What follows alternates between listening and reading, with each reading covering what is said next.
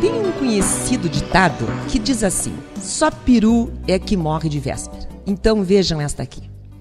O norte-americano Roy Sullivan foi atendido 7 vezes em hospital por ter sido atingidos por raios, que dizem que raio não cai no mesmo lugar 2 vezes. Isso prova que é mentira.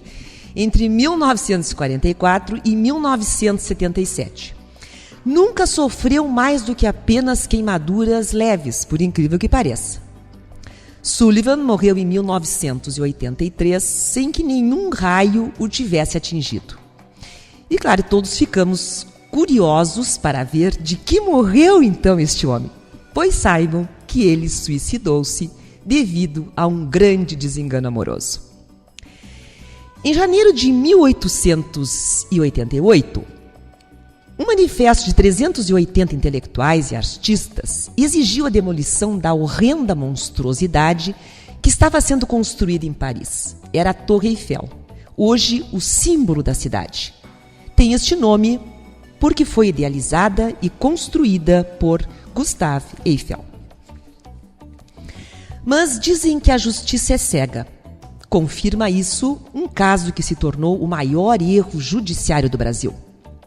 Os irmãos Naves, Sebastião e Joaquim, foram as vítimas do maior erro judiciário cometido no Brasil. Viviam em Araguari, Minas Gerais. Em 1937, eles hospedaram um primo, Benedito Pereira Caetano, que desapareceu depois de ter vendido uma carga de arroz furtada.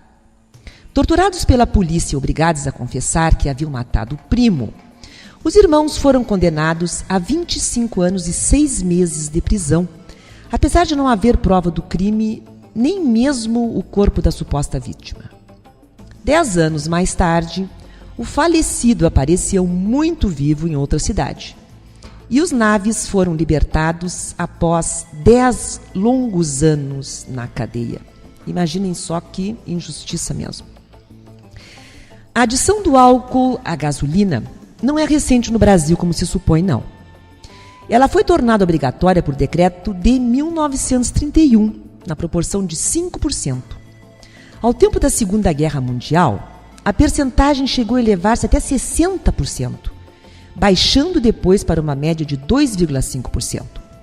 Foi a partir de 1971 que o teor mínimo de 16,2% tornou-se obrigatório, elevando-se posteriormente até atingir os 24% de hoje.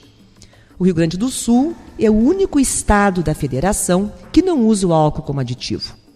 Por estar muito distante das destilarias, o que encareceria o produto, obteve a permissão legal de trocá-lo pelo MTB, que produz em seu polo petroquímico de Triunfo. Eu vou ler para vocês agora um texto muito bonito de Cecília Meirelles, que é um texto da gente ficar pensando bastante sobre ele. É um texto simples e é intitulado A Arte de Ser Feliz. Houve um tempo em que a minha janela se abria para um chalé. Na ponta do chalé brilhava um grande ovo de louça azul. Nesse ovo costumava pousar um pombo branco. Ora, nos dias límpidos, quando o céu ficava da mesma cor do ovo de louça, o pombo parecia pousado no ar. Eu era criança. Achava essa ilusão maravilhosa e sentia-me completamente feliz. Houve um tempo em que a minha janela dava para um canal. No canal oscilava um barco carregado de flores. Para onde iam aquelas flores? Quem as comprava? Em que jarra, em que sala, diante de quem brilhariam na sua breve existência? E que mãos as tinham criado? E que pessoas iam sorrir de alegria ao recebê-las? Eu não era mais criança, porém a minha alma ficava completamente feliz. Houve um tempo em que a minha janela se abria para um terreiro, onde uma vasta mangueira alargava sua copa redonda. À sombra da árvore, numa esteira, passava quase todo dia sentada uma mulher, cercada de crianças, e contava histórias. Eu não podia ouvir da altura da janela, e mesmo que a ouvisse, não a entenderia, porque isso foi muito longe num idioma difícil. Mas as crianças, elas tinham tal expressão no rosto e às vezes faziam com as mãos arabescos tão compreensíveis que eu participava do auditório, imaginava os assuntos e as suas peripécias e me sentia completamente feliz. Houve um tempo em que a minha janela se abria sobre uma cidade que parecia feita de giz. Perto da janela havia um pequeno jardim seco. Era uma época de estiagem, de terra esfarelada, e o jardim parecia morto. Mas todas as manhãs vinha um pobre homem com um balde e, em silêncio, ia atirando com a mão umas gotas de água sobre as plantas.